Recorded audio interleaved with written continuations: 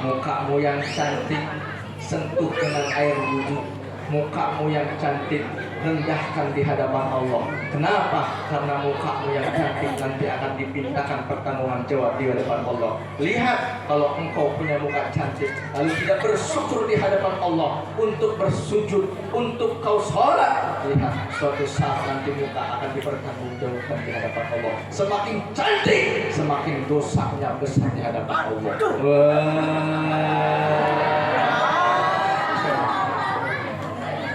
Yang cantik rugi.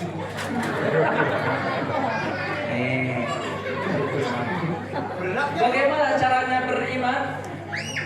Innalladzina qalu rabbunallah summa istaqamu tatanazzalu alaihimul malaikatu alla takhafu wala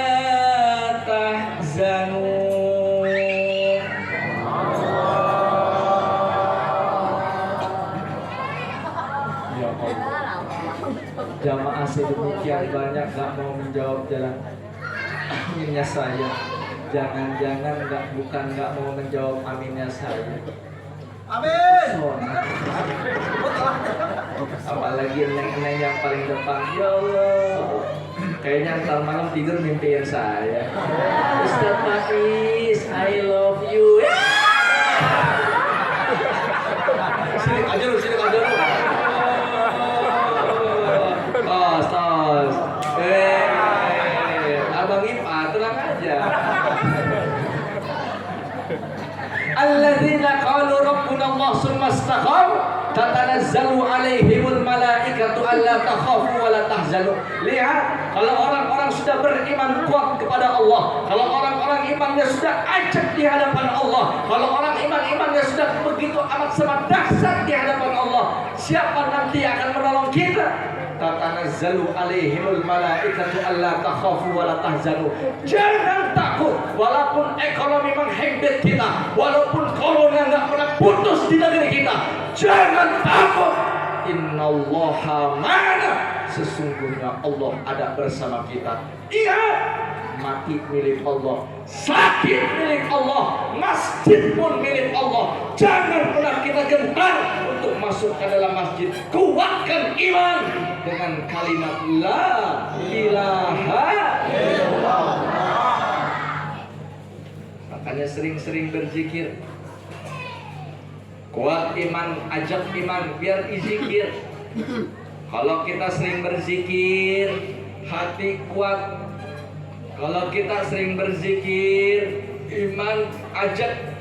Kalau kita sering berzikir, iman istiqamah. Janji Allah nggak bakal meleset. Adapun orang-orang yang berzikir dan menyebut nama Allah, maka akan ditenangkan batin-batinnya orang yang suka berzikir. Makanya orang yang berzikir tenang, orang yang berzikir adem, orang yang berzikir adalah orang yang mengingat kepada Allah. La ilaha illallah, la ilaha illallah, la ilaha illallah, Muhammadur Rasulullah, la ilaha. Dengan kalimat itu kita hidup, dengan kalimat itu kita akan mati, dan pula dengan kalimat itu kita akan dibangkitkan kedua kalinya dari alam dunia. Muhammadur Rasulullah, la ilaha illallah, la ilaha illallah, la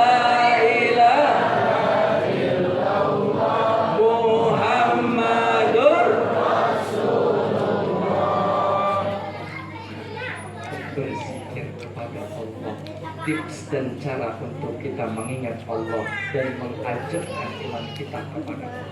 Satu. Beriman nggak tahu?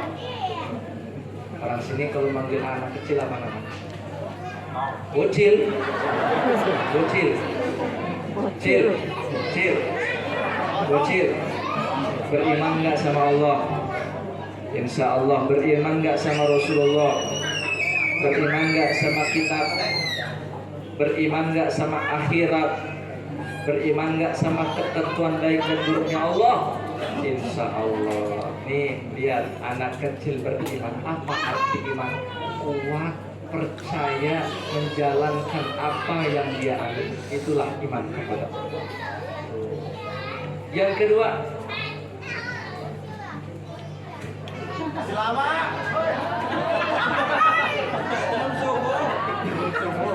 Nerjem doang, nerjem. Pelit amat nerjemnya kagak boleh. Yang kedua, Rasul menitipkan kepada kita dalam sirah nabawiyahnya dalam Isra Mi'raj.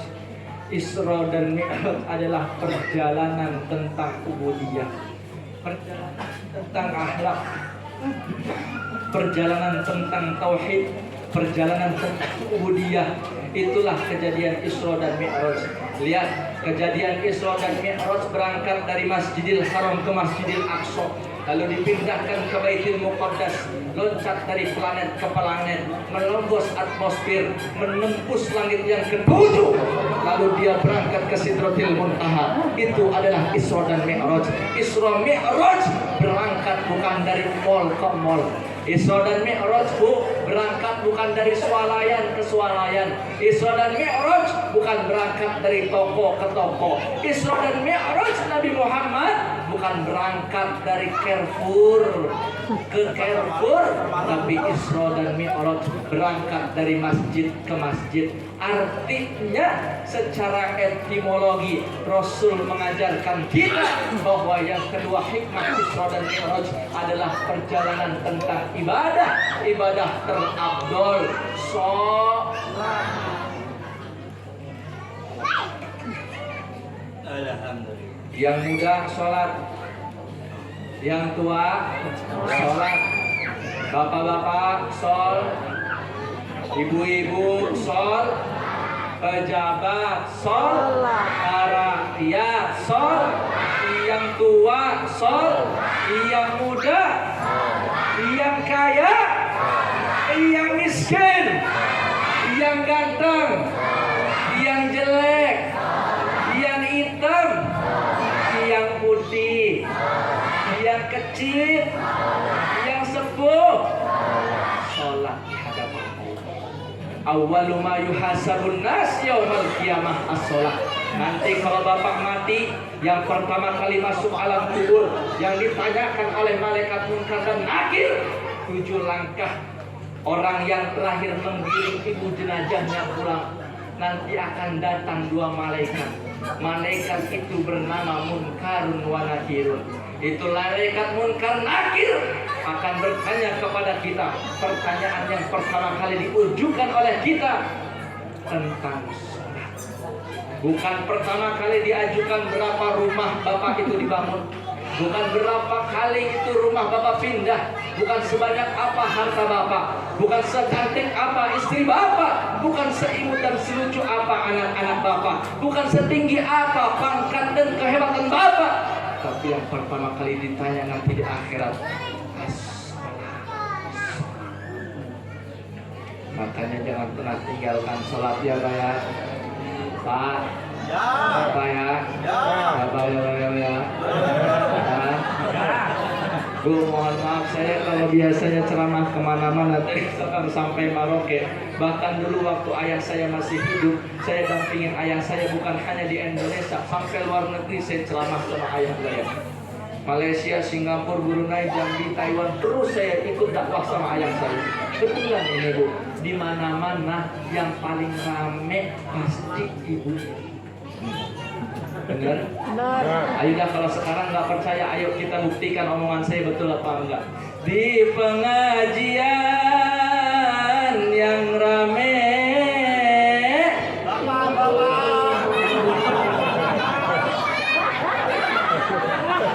di pasar yang rame,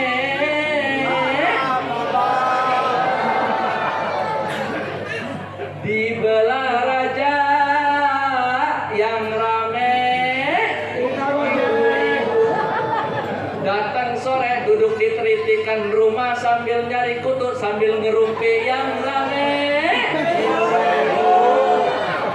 Di neraka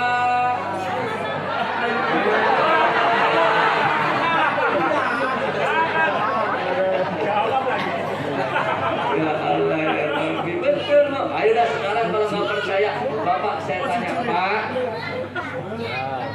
Pak, Pak, Bu, Ibu, Ibu, Ibu,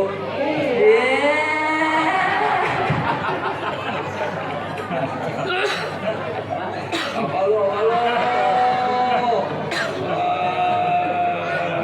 Yang kedua, hikmah dari Isra dan Mi'raj adalah perjalanan ibadah. Ayo kita sama. Bu, mohon maaf, hidup di alam dunia nggak selamanya. Ayo, siapa yang paling hebat di Indonesia ini? Kita kenal presiden pertama Bung Karno. Lihat Bung Karno, siapa yang nggak kenal dengan Bung Karno? 17 bahasa dia sanggup kuasai. Hebatnya Bung Karno, semuanya takut di bawah kekuasaannya. Bahkan tatkala itu Indonesia menjadi macan Asia di bawah kepemimpinan Bung Karno. Tapi lihat sehebatnya Bung Karno, Allah sudah datang ajalnya. Idza jaa ajaluhum la yastakhiruna sa'atan wa la yastaqdimun.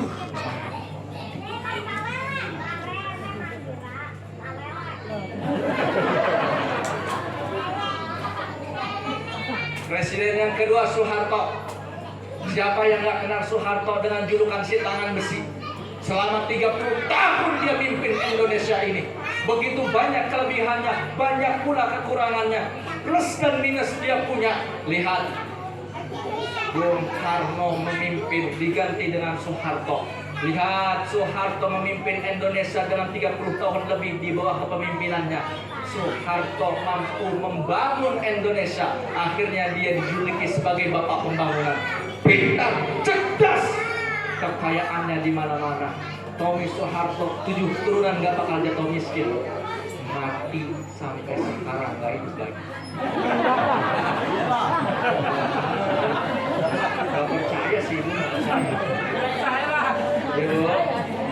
Ya bu, ayo siapa? Presiden Gus Dur, Kiai Haji Abdurrahman Wahid yang makamnya ada di Jombang. Kakeknya beliau yang membuat ormas terbesar sekarang di Indonesia, yaitu adalah Nahdlatul Ulama. Kakeknya keturunan wali. Beliau pun dikatakan sebagian orang menjadi wali. Ibadahnya kuat, santrinya puluhan ribu, pesantrennya megah. Tapi apa yang terjadi sama beliau sekarang? Gus Dur sekarang terpendam jasadnya di bawah tanah. Soeharto mati, Soekarno, Gus Dur, Jokowi,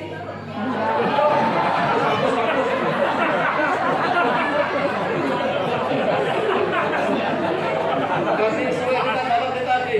Masa presiden dikata mampus.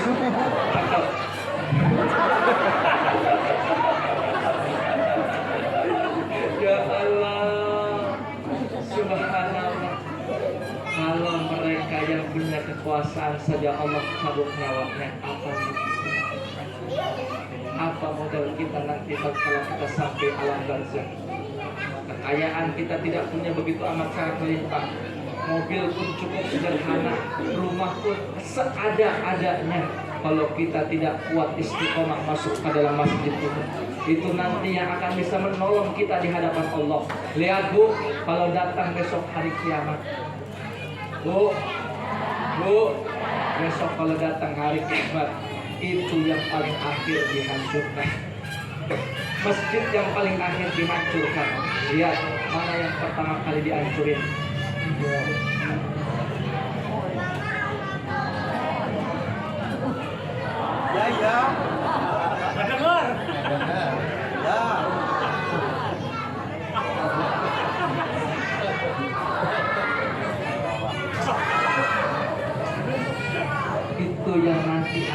pertama kali dihancurkan. Kenapa? Karena di mall cuma satu. Apa yang ada di mall? Nenek-nenek mejeng. Itu kalau ke mall mau belanja apa mau mejeng? Kalau datang ke mall mau datang tahun baruan atau kalau mau datang lebaran, bukannya berangkat beli baju baru, cuma ngider-ngiderin mall doang. Ya Bu ya, itu yang nanti akan dihancurkan pertama kali. Mana yang akan dihancurkan oleh Allah? Hotel. Kenapa hotel akan dihancurkan oleh Allah? Karena di hotel cuma ada 3 cek. Yang pertama check in, yang kedua check out, yang ketiga cek.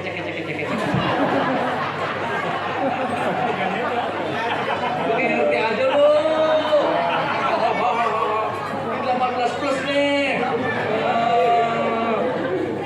Besok itu akan pertama kali dihancurkan. Tapi lihat, masjid walaupun sederhana, masjid walaupun bangunannya apa adanya, tapi ini nanti yang hancurkan terakhir di alam dunia ini. Kenapa? Karena di dalam sinilah manusia bersujud di hadapan Allah. Di dalam sinilah manusia membaca ayat-ayat dan firman Allah. Di dalam sinilah manusia akan mensucikan jasad dan pikirannya hanya untuk mensucikan dirinya di hadapan Allah. Makanya inilah nantinya akan terakhir dihancurkan.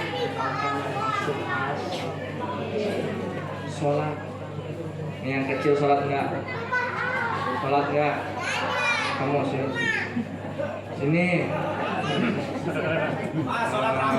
Saya pengen tes. Ini dari tadi nih.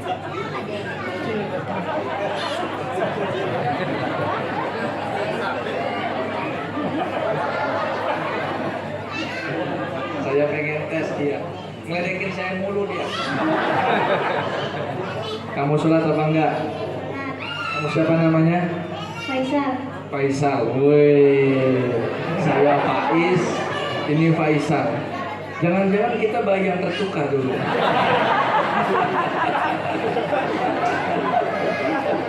Faisal kelas berapa? 5. Kelas 5 SD. Iya.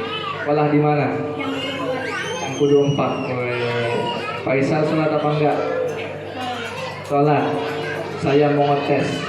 Kalau memang Faisal ngaji sama Ustadz siapa? Ustadz Noval. Saya pengen tes muridnya Ustadz Noval. Kalau Ustadz Noval bener ngajarinnya, maka Faisal bisa menjawab pertanyaan saya. Kalau Faisal nggak bisa menjawab pertanyaan saya, berarti emang Ustadz Noval goblok ngajarinnya.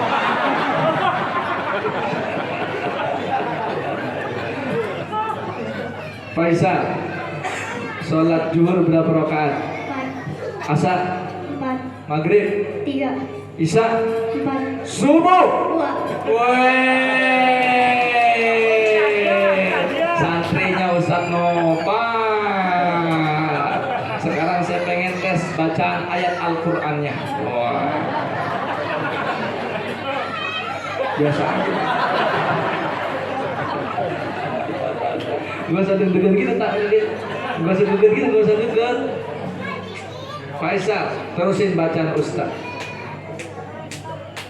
Bismillahirrahmanirrahim. Qul huwallahu ahad. Allahus samad. Lam yalid wa lam yulad wa lam yakul lahu kufuwan ahad.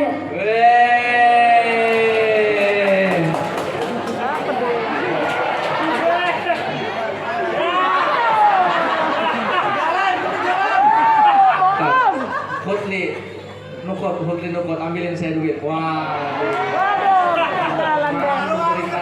Tidak mau duit.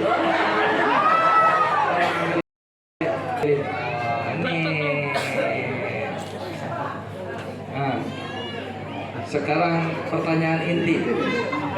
Kalau benar jawabannya, duitnya bakalan keluar beneran. Faisal, Ustadz Faiz ganteng apa jelek? Ganteng.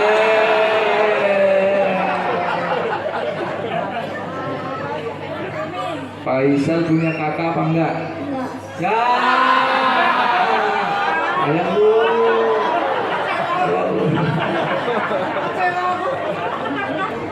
Faisal ya Allah.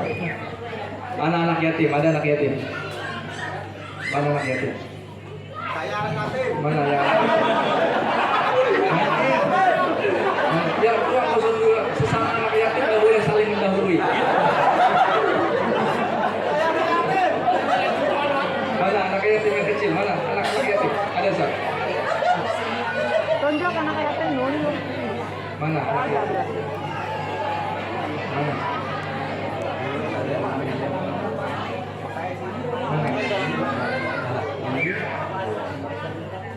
Ada?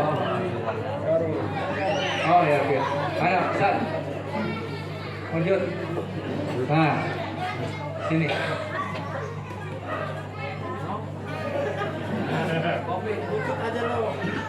Dulu ada orang mati dimasukin ke dalam masjid. Ketika orang mati dimasukin ke masjid Faisal, ternyata itu ada orang mau mensolati jenazah. Pas ketika itu lagi disolati Faisal, mayatnya bergerak.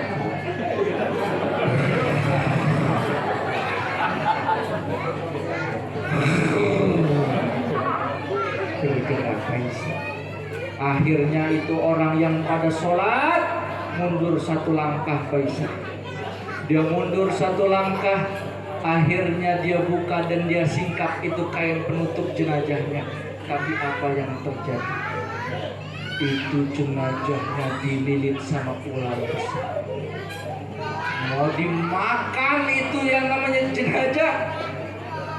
Akhirnya para sholat orang-orangnya itu semuanya pergi keluar masjid. Dia pergi keluar masjid, ambil alat pukul. Dia ambil pantungan, dia ambil bambu, dia ambil kayu. Dia berangkat mau mukul itu ular. Tapi tatkala ular itu mau dipukul, lalu terdengar jawaban dari ular. 5.000. Wahai hamba Allah, kenapa engkau mau pukul saya?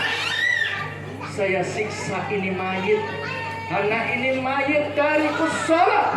Saya siksa ini mayit, karena ini mayit gak pernah mukanya disujudkan di hadapan Allah. Saya makan ini mayit, karena ini mayit gak pernah bibirnya berzikir kepada Allah. Akhirnya ini mayit saya makan. Makanya nanti kalau ada orang sini nih, anak-anak neng-neng besok kalau nggak sholat dimakan sama ular.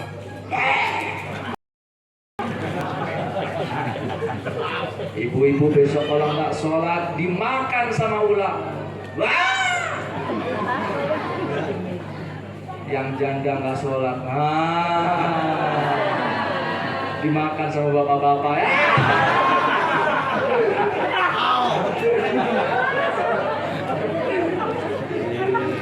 Makanya jangan pernah tinggalkan sholat ya Faisal ya. Bapak masih ada, ibu masih ada. Ibu yang mana? Jauh. Ini emaknya bilang ngaji, anaknya disuruh ngaji, bagaimana ceritanya ini?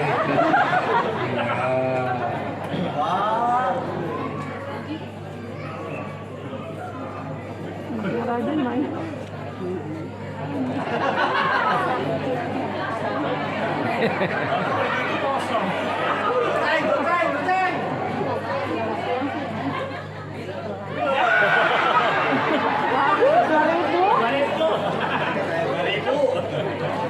Yang merah dong.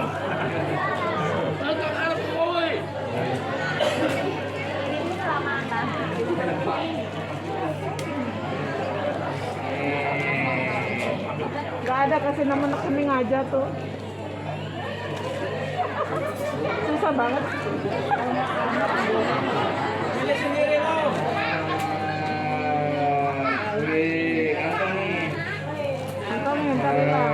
Jangan kasih bapak, ntar gue beli rokok tuh. Bapaknya kerja. kerja, wah pengen lu.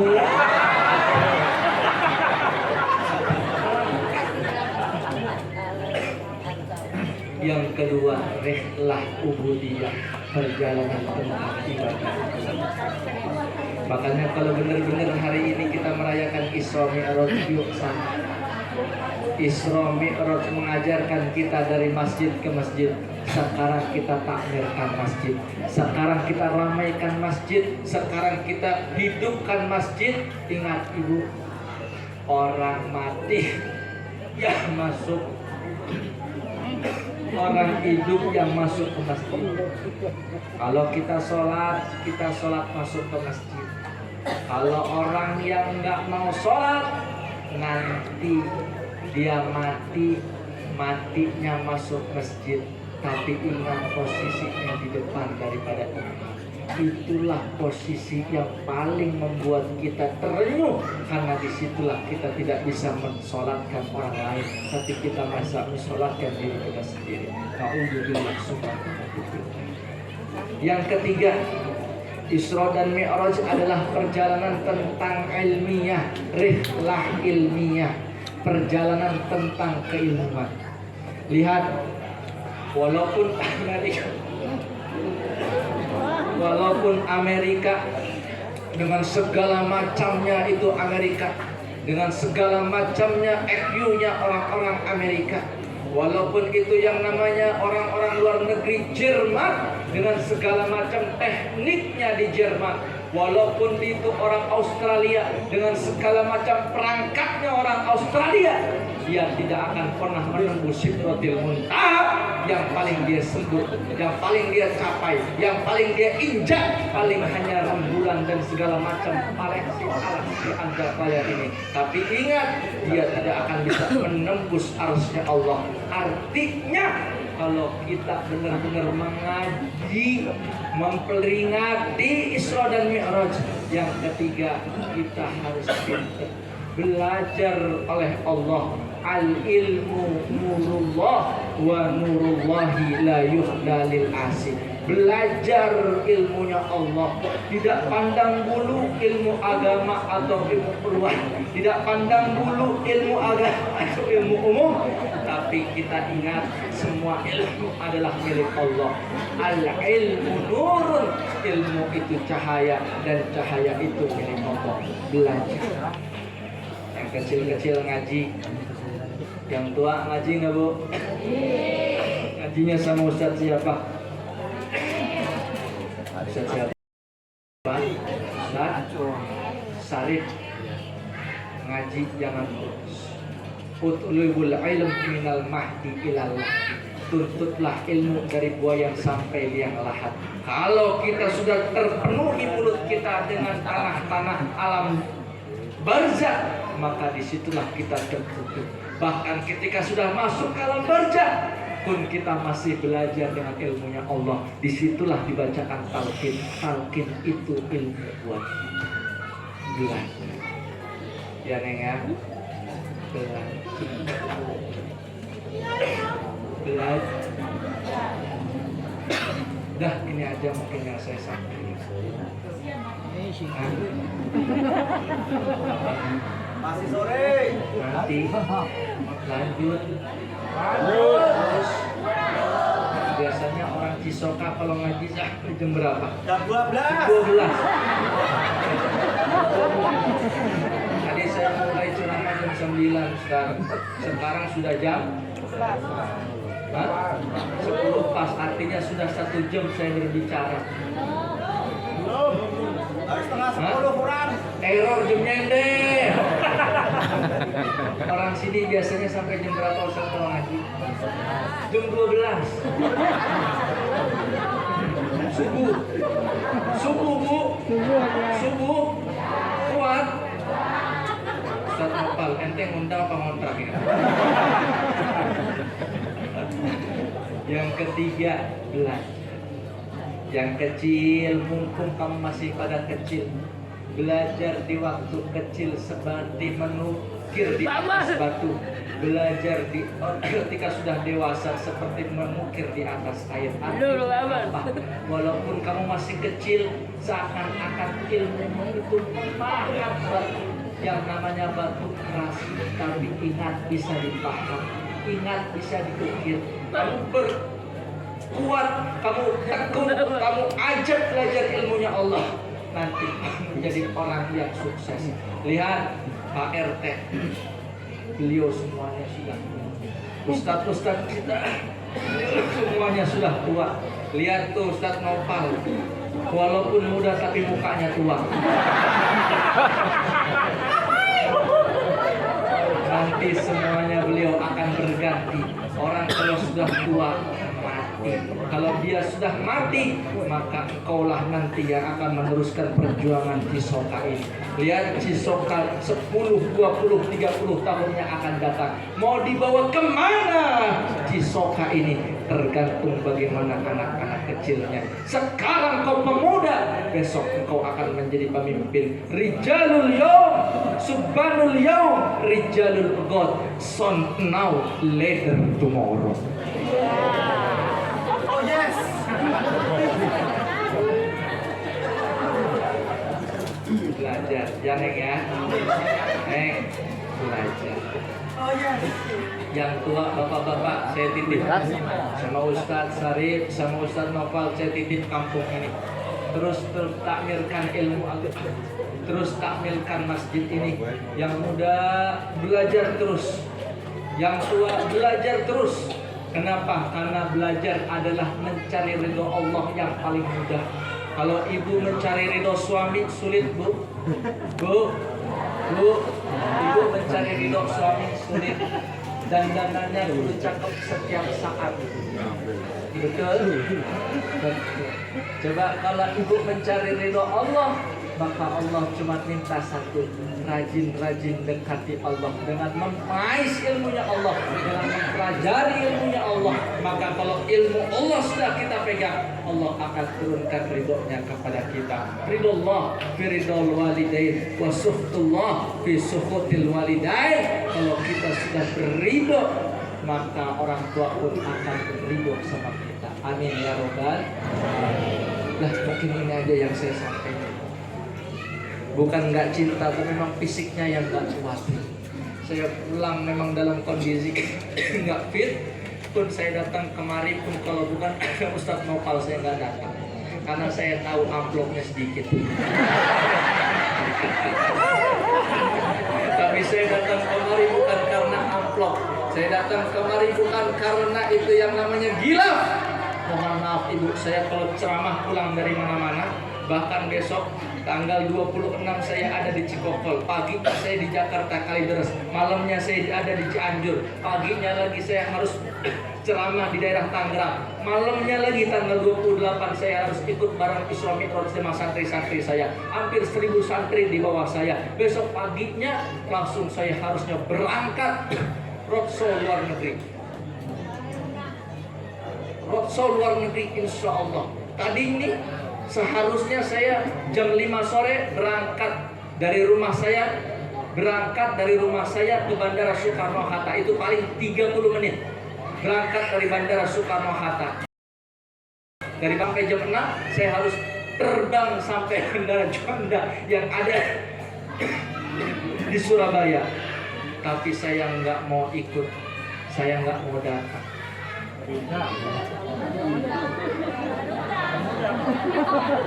Ya ngapain ke sono? Kan saya dulunya di Cisoka. Ngapain ke Surabaya, ngapain? Kan jelas-jelas aja. Ya Bu ya. Saya mengaku Ustadz Nopal, catat Faiz, abang kelas ente nggak butuh amplop. Isinya ada. Saya kalau pulang ceramah amplop saya buang-buangin. Jadi ambil ngapain pakai dibuang di blok ama saya. Alhamdulillah. Doain Bu, mudah-mudahan saya sehat. Amin. Aduh, kasih minum tuh. Minum. Pade.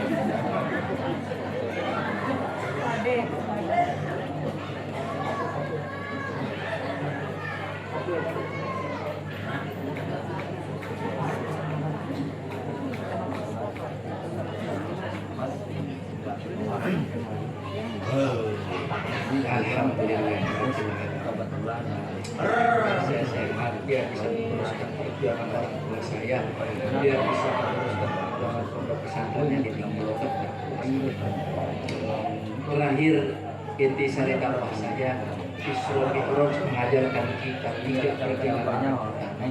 Yang pertama, perjalanan tentang keimanan, karena Isra dan Mi'raj bisa diterima dengan kita, tapi hanya bisa diterima dengan keimanan. Siapa yang percaya kalau Nabi Muhammad berangkat di keheningan malam cuma seperempat malam turun lagi ke rumah, perjalanan yang begitu jauh ditempuh dalam waktu yang sedemikian singkat, otak mana yang bisa, iman yang bisa. Yang kedua, Isra Mi'raj perjalanan tentang ubudiyah, berangkat Nabi Muhammad dari masjid ke masjid, bukan dari tempat lain ke tempat lain. Artinya Isra Mi'raj mengajarkan kita untuk pulang ke masjid. Itulah rumah Allah, itulah tempat Allah, itulah tempat yang dimana kita bercurah dan berserah hanya kepada Allah. Kembali ke masjid, maka Allah akan pulang kembali untuk membantu kita.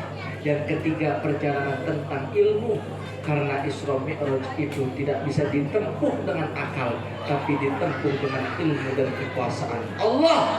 Maka kata Allah dengan kesombongannya berfirman dalam akhir surat Yasin, idza arada say'an ayyaqula lahu. Ini yang saya sampaikan, mudah-mudahan ada benarnya, mudah-mudahan bisa manfaat, mudah-mudahan bisa dibawa pulang bekal-bekalnya, mudah-mudahan menjadi saksi nanti pada yaumil kiamah. Yang benar dari Allah, yang salah dari pribadi saya, yang benar mohon dimanfaat, yang salah saya mohon maaf. Usikum wa nafsi bitaqwallah faqad fazal muttaqun. Assalamualaikum warahmatullahi wabarakatuh.